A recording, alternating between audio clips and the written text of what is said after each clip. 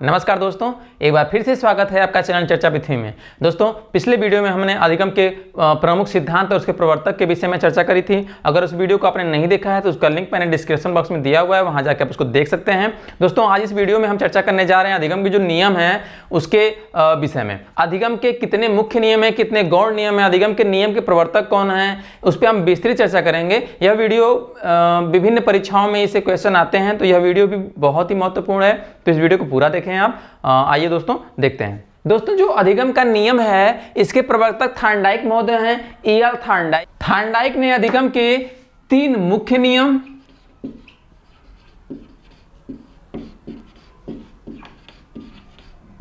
और 5 गौण नियम,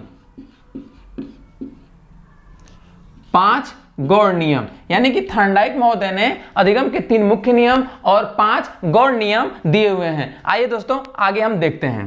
दोस्तों, जो अधिगम के 3 मुख्य नियम हैं उसमें पहला है तत्परता का नियम, दूसरा है अभ्यास का नियम, तीसरा है प्रभाव, संतोष या परिणाम का नियम। ठीक है दोस्तों, आइए इस पर विस्तृत चर्चा करते हैं। दोस्तों, जो पहला तत्परता का नियम है, इसका तात्पर्य यह है, थार्नडाइक महोदय ने अपने विभिन्न प्रयोगों में यह देखा कि जब बच्चे को कुछ सिखाने के लिए उसको हम तत्पर कर देते हैं तो वह सीखने में रुचि लेता है, उसका अधिगम प्रभावी होता है। ठीक है, यानी कि कहने का तात्पर्य यह है कि जो तत्परता है वह सीखने में बहुत ही अहम भूमिका का निर्वहन करता है। ठीक है, तो इसको इन्होंने क्या कहा, तत्परता के नियम का तात्पर्य यह होता है कि बच्चे को सीखने के लिए पहले तत्पर किया जाए, उत्सुक किया जाए। दूसरा है अभ्यास का नियम। जब कोई चीज हम सिखाते हैं बच्चों को तो उसके लिए यह अति आवश्यक है कि बच्चे को उस चीज का या उस विषय वस्तु का बार बार अभ्यास कराया जाए। बार बार अभ्यास कराने से क्या होता है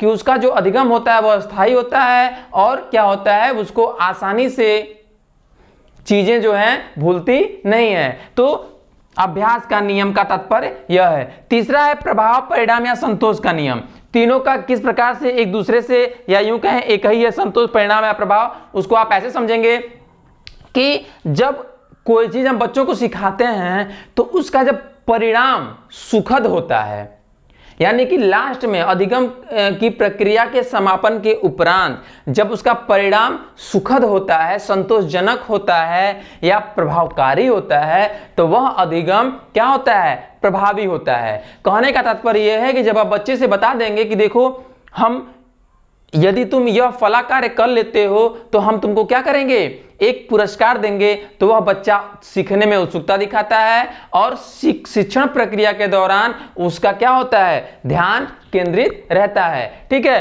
तो ये 3 मुख्य नियम हैं थार्नडाइक महोदय के। पहला है तत्परता का नियम, दूसरा है अभ्यास का नियम, तीसरा है प्रभाव का नियम, इसको कभी कहीं कहीं परिणाम और संतोष का नियम भी कहा जाता है। ठीक है, तो इसमें क्या क्या नियम में कहा गया इसको आपने समझ लिया है, लेकिन जनरली यही पूछा जाता है कि थार्नडाइक महोदय ने कितने मुख्य नियम दिए हुए हैं, थार्नडाइक महोदय ने कितने गौण नियम दिए हुए हैं। या नाम दे देगा कि तत्परता का नियम किसके अंतर्गत आता है, तत्परता का नियम क्या है। ठीक है, तो इसको आप समझ लिए होंगे। आइए दोस्तों, हम 5 गौण नियम क्या है वो भी देखते हैं।